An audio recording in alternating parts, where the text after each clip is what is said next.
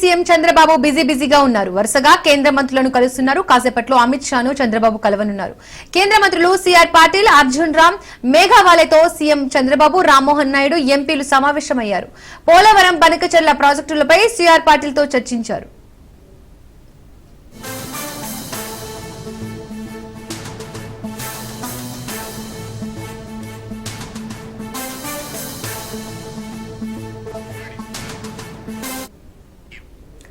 మరి కొద్దిసేపట్లో అమిత్ షా, చంద్రబాబు సమావేశం కానున్నారు. మే 2న ప్రధాని మోడీ అమరావతికి రానున్న నేపథ్యంలో పర్యటన ఏర్పాట్లపై అమిత్ షాతో చర్చించనున్నారని తెలుస్తోంది.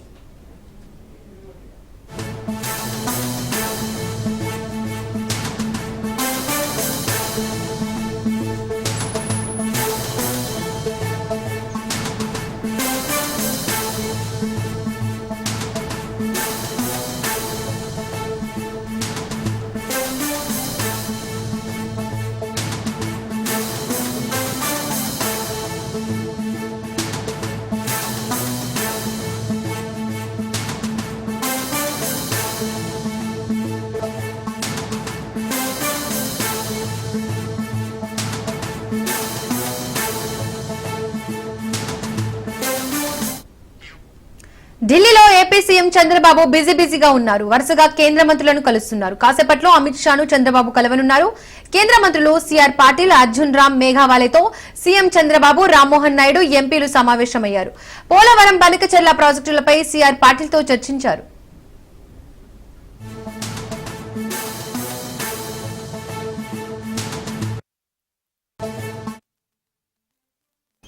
మరికొద్దిసేపట్లో అమిత్ షాతో చంద్రబాబు సమావేశం కానున్నారు. మే 2న ప్రధాని మోడీ అమరావతి రానున్న నేపథ్యంలో పర్యటన ఏర్పాట్లపై అమిత్ షాతో చర్చించనున్నారని తెలుస్తోంది.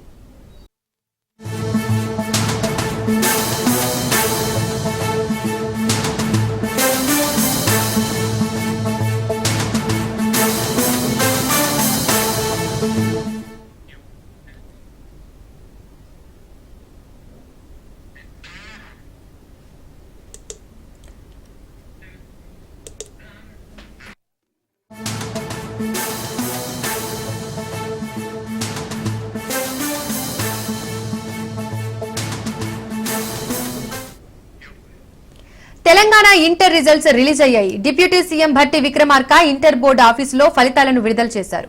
ఫస్ట్ ఇయర్ తో పాటు సెకండ్ ఇయర్ రిజల్ట్స్ ను ప్రకటించారు. రివాల్యుయేషన్, రీకౌంటింగ్ కు వారం రోజులు గడువు ఇచ్చారు అధికారులు. ఈసారి కూడా ఉత్తీర్ణతలో బాలికలదే పైచేయి సాధించారు. ఇంటర్ ఫస్ట్ ఇయర్ లో మొత్తం 71.37% పాస్ అయ్యారు. సెకండ్ ఇయర్ మొత్తం 66.89% పర్సెంటేజ్ సాధించారు. ఉత్తీర్ణత సాధించిన విద్యార్థులకు భట్టి శుభాకాంక్షలు తెలిపారు. Public examination result for 2025. 2025 is Capital A, Capital L, Capital A, 125. Intermediate Public Examinations March 2025 results ఈరోజు total students appeared first and second year కలిపి 9,97,012 మందిగా వారు ప్రకటన చేశారు, స్పష్టంగా వివరించారు కూడా. అట్లాగే ఫస్ట్ ఇయర్ పాస్ పర్సెంటేజ్ సంబంధించి కూడా 66.89%, సెకండ్ ఇయర్ పాస్ పర్సెంటేజ్ 71.37% గా, అలాగే first year appeared 4,88,430 students. First year girls pass percentage 73.83%, first year boys percentage 57.83%. Second year appeared 5,08,582 students. Second year girls pass percentage 74.21%. Second year boys pass percentage 57.31%. ఈ పరీక్షలన్నింటినీ కూడా చాలా పకడ్బందీగా ఏమాత్రం చిన్న పొరపాటు కూడా జరగకుండా పరీక్షలు నిర్వహించి ఈరోజు విజయవంతంగా ఈ ఫలితాలను ప్రకటిస్తున్నందుకు Telangana board of intermediate education సంబంధించిన అధికార యంత్రాంగం మొత్తాన్ని కూడా నేను మనస్ఫూర్తిగా రాష్ట్ర ప్రభుత్వం తరఫు నుంచి అభినందిస్తా ఉన్నాను. అట్లాగే ఈ రిజల్ట్స్ లో ఉత్తీర్ణులైనటువంటి విద్యార్థులందరికీ రాష్ట్ర ప్రభుత్వం తరఫున మనస్ఫూర్తిగా అభినందనలు తెలియజేస్తా ఉన్నారు.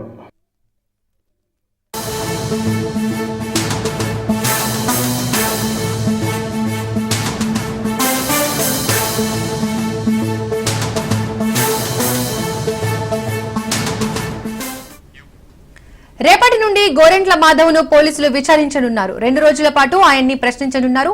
చేబ్రోలు కిరణ్ కుమార్ పై దాడి కేసులో గోరెంట్ల మాధవ్ అరెస్ట్ అయ్యారు. దీంతో 5 రోజుల పాటు పోలీసులు కస్టడీకి ఇవ్వాలని కోరగా జిల్లా కోర్టు 2 రోజుల కస్టడీకి అనుమతిచ్చింది. దీంతో రేపు ఎల్లుండి గోరెంట్లను పోలీసులు విచారించారు.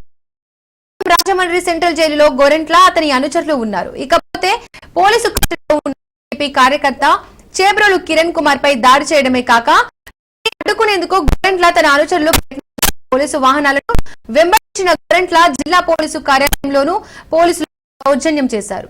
దీంతో పోలీసు సిబ్బంది ఇచ్చిన ఫిర్యాదుతో నగరంపాలె పిఎస్ లో కేసు నమోదైంది. రేపటి కస్టడీలో గోరెంట్లను పోలీసులు ఏ విధమైన ప్రశ్నలు సంధిస్తారన్నది ఆసక్తిగా మారింది.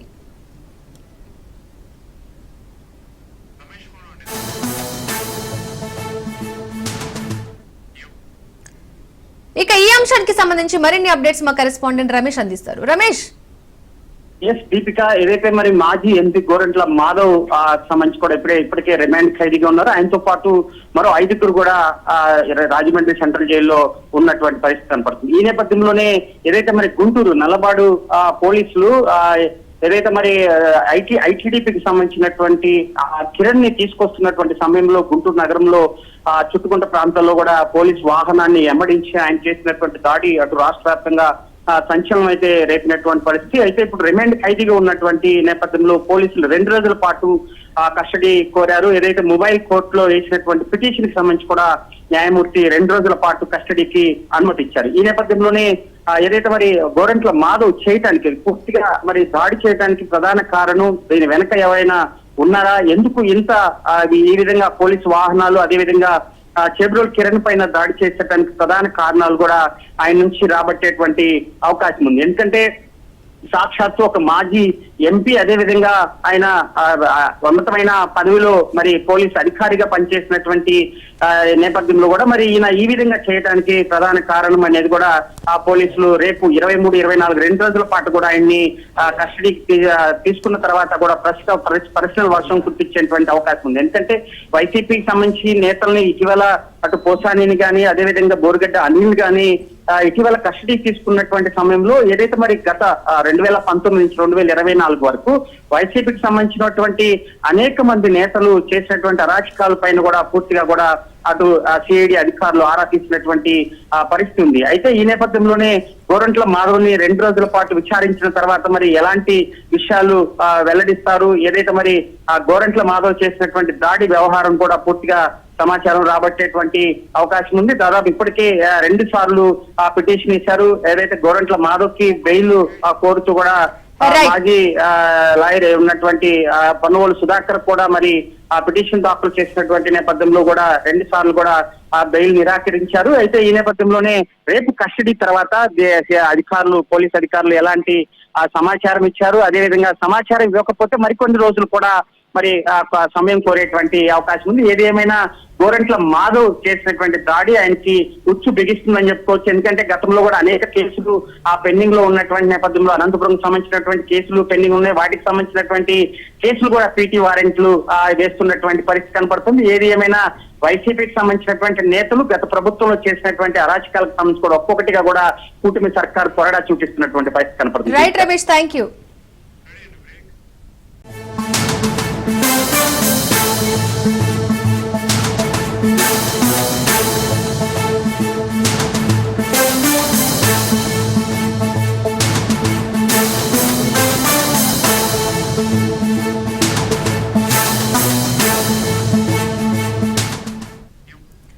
తిరుమలలోని గోవిందసాయి అతిథి గృహం లిఫ్ట్ లో భక్తులు ఇరుక్కున్నారు. విద్యుత్ అంతరాయం ఉండడంతో లిఫ్ట్ పనిచేయకపోవడంతో అరగంట సేపు లిఫ్ట్ లోనే భక్తులు ఇబ్బంది పడ్డారు. ఎట్టకేలకు వారు లిఫ్ట్ లోంచి బయటకు వచ్చారు. గోవిందసాయి అతిథి గృహం దాతల నిర్వహణలో ఉంది.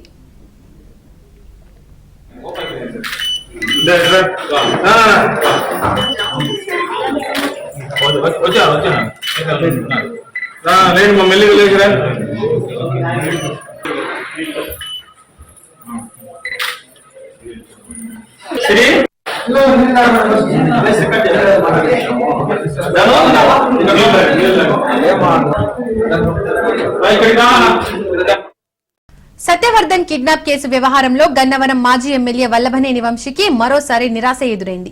వంశీకి మరోసారి రిమాండ్ ను పొడిగిస్తూ ఎస్సీ ఎస్టీ ప్రత్యేక న్యాయస్థానం ఉత్తర్వులు జారీ చేసింది. ఏప్రిల్ 8న విచారణలో భాగంగా న్యాయమూర్తి వంశీకి ఈ నెల 22 వరకు రిమాండ్ విధించింది. అయితే నేటితో రిమాండ్ ముగుస్తుండటంతో వంశీ కస్టడీని మరోసారి పొడిగించాలంటూ పోలీసుల తరపు న్యాయవాది కోర్టులో తమ వాదనలను బలంగా వినిపించారు. దీంతో వల్లభనేని వంశీతో పాటు మరో 4 నిందితులకు మే 6 వరకు రిమాండ్ పొడిగిస్తున్నట్లుగా కోర్టు పేర్కొంది. రంగారెడ్డి జిల్లా రాజేంద్రనగర్ లో అక్రమ నిర్మాణాలపై కొరడా ఝుళిపించారు. కాటెదన్లో అక్రమ నిర్మాణాలను అధికారులు కూల్చివేశారు. 5 అక్రమ నిర్మాణాలను నేలమట్టం చేశారు. 3 జేసీబీల సహాయంతో కూల్చివేతలు చేపట్టారు. సర్వే నంబర్ 168, 178 లో వెలిసిన షెడ్ నిర్మించగా టౌన్ ప్లానింగ్ అధికారులు కూల్చివేశారు. ఎలాంటి అనుమతులు లేకుండా నిర్మాణాలు చేపడితే చర్యలు తీసుకుంటామని అధికారులు హెచ్చరిస్తున్నారు. సూర్యాపేట జిల్లాలో అన్నదాతలు నిరసన వ్యక్తం చేశారు. దంతాలపల్లి సూర్యాపేట రహదారి గుర్రం తండాలో రైతులు రోడ్డెక్కి ఆందోళన తెలిపారు.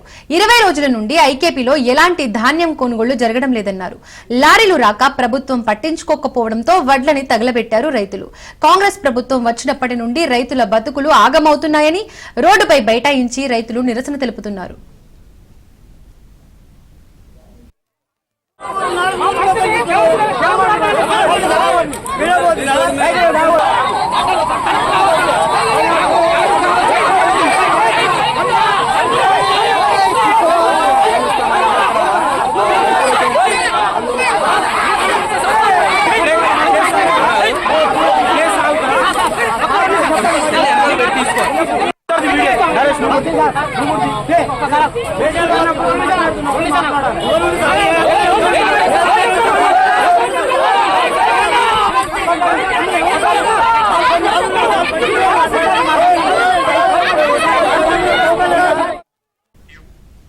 రోడ్డుపై రాస్తారోకోలు చేస్తున్న రైతులకు బీఆర్ఎస్ నేత జగదీష్ రెడ్డి మద్దతు తెలిపారు.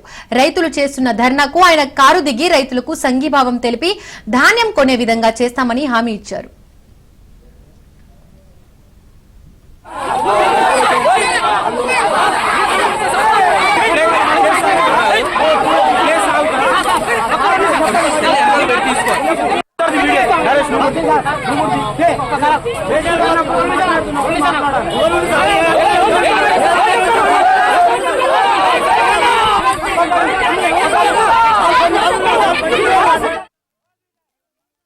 ఐకేపీ సెంటర్ లో ఒడ్లు పోసి నెల అయింది. కాటాలు ఏమంటే బస్తాకి 8 రూపాయలు లెక్కమ్మట అయితేనే అన్లోడ్ అవుతాయి. అన్లోడ్ కావు. గోదాములలో నికరం చేయాలని నిల్వ ఉంచాలంటే బస్తాకి 8 రూపాయలు అడుగుతుర్రు. అవి కూడా ఇస్తామని ఒప్పుకున్నా కూడా లోడ్ అయిన బండ్లు కూడా ఆగినాయి. బస్తాలు నింపిన బస్తాలు కూడా 1000-1500 కాదు కదా, 3,000-4,000 బస్తాలు నింపి ఆడ ఉన్నా కూడా లారీ వాళ్ళు వస్తలేరు. అవి అన్లోడ్ కావట్లేవు. మేము రైతులు ఏం చేయాలి? గాలింపు పోయి ఒక ఎకరానికి 5 డబ్బాలు 5 నన్నాయి, 3.5 డబ్బాలు కూడా కాలేవు. రాళ్ళు పడి కొన్ని పోయినాయి, వానవాడి కొన్ని పోయినాయి, గాలి వచ్చి కొన్ని పోయినాయి. 4 డబ్బాలు అయితే నన్న వడ్లు కూడా 3.5 డబ్బాల వడ్లు కూడా రాలేదు రైతు. ఏ రైతు ఎలా బాగుపడతారో చెప్పండి మీరే. కలెక్టర్ గారు వచ్చేదాకా మేము ఈ ధర్నా ఆపం. ఇప్పుడు నా కాంటా అయిన 8 రోజులు అయినాయి. పోయి ఇప్పుడు 8 రోజులు అంది 10 రూపాయలు బస్సు అయితే అన్లోడ్ చేసుకుంటా, లేకపోతే ఏమన్నారు. సరే 3 రోజులకి అత కూడా చెప్పినాం 10 రూపాయలు ఇస్తాం పోతే పోయి అనుకున్నాం. అది కూడా ఇంకా మిల్లు స్టాక్ అయినాయి అన్నారు. నింపుకుంటే రమ్మని చెప్పిండ్రు. ఇక్కడ ఐకేపీలో కొన్ని కొట్టి కూడా మిల్లు మాకు ఇవ్వలేదు. ఇంకా ఇదేంది మేము కొట్టమని ఐకేపీలో చేతులు ఎత్తేసారు. దీన్ని ఎమ్మటే ప్రభుత్వం స్పందించి కలెక్టర్ గారు వచ్చి దీన్ని స్పందించి ఎమ్మటే మాకు మిల్లులు ఇచ్చి కాంటా కొట్టిస్తే రైతులు ఎవరి పొలాలు చేసుకుంటాం, మేము ప్రశాంతంగా ఉంటాం. 8 రూపాయలు బస్తా అన్నారు. ఇక్కడ మాకు 45 రూపాయలకి కింటి ఇస్తాం. అయినా కూడా 8 రూపాయలు పోయినది. వాతావరణం బాగాలేదని అట్ట కూడా ఇస్తాం, ఒప్పుకున్నాను. అయితే నిన్న బస్సాలు వస్తామన్నారు. బస్సాలు వస్తాను మేము వచ్చేసరికి అక్కడ మొత్తం స్టాక్ అయినాయంట. మనకు కూడా మిల్లు స్టాక్ అయినాయంట, లేవు అంట అని ఇప్పుడు చెప్పేస్తూ మా డిమాండ్ మాకు ఒడ్లు కాంటాలు అయిపోతే మీరు ఇందాక రారు, మీ రోడ్ ఎక్కం. మా పరిస్థితి ఇప్పుడు నెల నుంచి చెబుతున్నాయి. వాతావరణం మొత్తం మూసుకొని దగ్గరకు వస్తుంది, గాలులు వానలు. ఇప్పుడు నైట్ 9-11 గంటలకు, నిన్న రాత్రి 11 గంటలకు గాలి వచ్చింది. మీకు తెలిసిన విషయం. వచ్చి పట్టాలు నైట్ కప్పిపోయాను. తెలంగాణ వచ్చారు ఒక్క పట్టు ఉండలేదు. ఈ పట్టణ కాడ ఉండదున్నాగా మా రైతులు గొడవ పెట్టుకుంటారు. పట్టాలు ఒక్క తీరు ఉన్నాయి. ఈ గాజు మొత్తం ఒక్క ఈ రైతులు మన గొడవ మా మార్కెట్ లో ఈ చాలా తీవ్రంగా ఉంది రైతుల పరిస్థితి.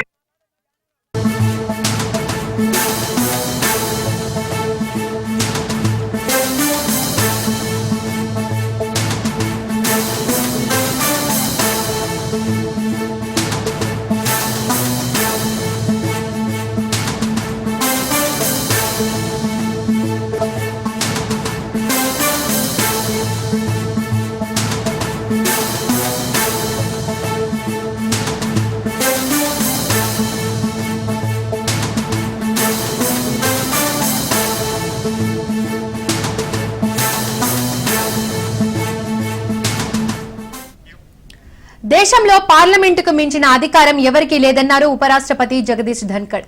సుప్రీంకోర్టుపై తీవ్ర వ్యాఖ్యలతో సంచలనం రేపిన ఆయన మరోసారి కీలక వ్యాఖ్యలు చేశారు. పార్లమెంట్ అత్యున్నతమైనదని, ఎన్నికైన ప్రతినిధులు అంటే ఎంపీలు అంతిమ నిర్ణేతలని, వారిపై ఎటువంటి అధికారం ఉండకూడదని రాజ్యాంగంలో నిర్దేశించిన విధంగా పనిచేశారన్నారు. న్యాయ వ్యవస్థ అధికారాన్ని ఉపరాష్ట్రపతి జగదీష్ ధన్కర్ ప్రశ్నించారు. ఢిల్లీ విశ్వవిద్యాలయంలో జరిగిన ఒక కార్యక్రమంలో ధన్కర్ సుప్రీంకోర్టుపై తాను గతంలో చేసిన దాడులు మరోసారి పునరుద్ఘాటించారు. రాజ్యాంగ రక్షకుడిగా ఉన్న తాను ప్రస్తావిస్తున్న ప్రతి పదం అత్యున్నత జాతీయ ప్రయోజనం ద్వారా మార్గనిర్దేశం చేయబడుతుందన్నారు. ఏపీ లిక్కర్ కేసులో తెరపైకి మరో పేరు వచ్చింది. బ్యాండ్ కాఫీ అధినేత బాలం సుధీర్ పేరు వచ్చింది. రాజ్ కసిరెడ్డికి బాలం సుధీర్ అత్యంత సన్నిహితుడిగా ఉన్నట్టు తెలుస్తోంది. బాలం సుధీర్ కు కసిరెడ్డి 50 కోట్ల రూపాయలు అందించినట్లు గుర్తించారు. సుధీర్ ను అరెస్ట్ చేసేందుకు సిట్ అధికారులు అన్ని ప్రయత్నాలు చేస్తున్నారు.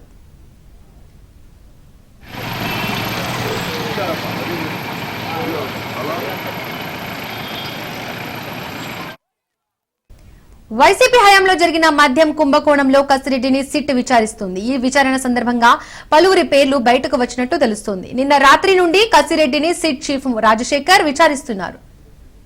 విజయవాడ సిఐడి ఆఫీస్ కు పిఎస్ఆర్ ఆంజనేయులను అధికారులు తీసుకొచ్చారు. ఐపీఎస్ పిఎస్ఆర్ ఆంజనేయులు అరెస్ట్ అయ్యారు. నటి జత్వాని వేధింపుల కేసులో పిఎస్ఆర్ ఆంజనేయులని పోలీసులు అదుపులోకి తీసుకున్నారు.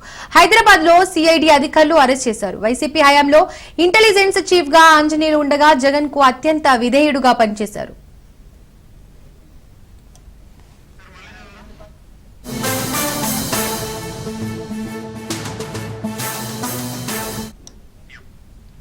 విజయవాడ సిఐడి ఆఫీస్ కు పిఎస్ఆర్ ఆంజనేయులను అధికారులు తీసుకొచ్చారు. ఐపీఎస్ పిఎస్ఆర్ ఆంజనేయులు అరెస్ట్ అయ్యారు. నటి జత్వాని వేధింపుల కేసులో పిఎస్ఆర్ ఆంజనేయులను పోలీసులు అదుపులోకి తీసుకున్నారు. హైదరాబాద్ లో సిఐడి అధికారులు అరెస్ట్ చేశారు. వైసీపీ హయాంలో ఇంటెలిజెన్స్ చీఫ్ గా ఆంజనేయులు ఉండగా జగన్ కు అత్యంత విధేయుడుగా పనిచేశారు.